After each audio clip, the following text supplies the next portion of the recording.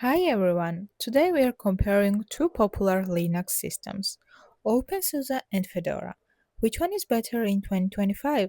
Let's find out. Simple and honest. Let's start with OpenSUSE. It comes in two types. Lib is stable and good for people who want fewer updates.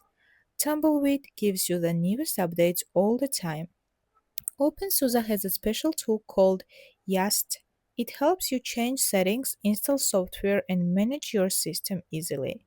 That's great for beginners who want more control. Now let's talk about Fedora. It's fast and always up to date. It's perfect if you like trying new tech and want clean, modern desktop. Fedora uses the GNOME desktop by default and it's made by the Red Hat team, so it's also safe and trusted.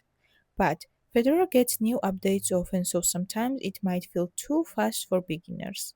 So, what should you pick? Choose OpenSUSE if you want control, easy tools, and stable system. Choose Fedora if you want the latest software and a fast modern setup. Both are great, it just depends on what you need. Hit like if this helped and subscribe for more easy tech videos. Thanks for watching.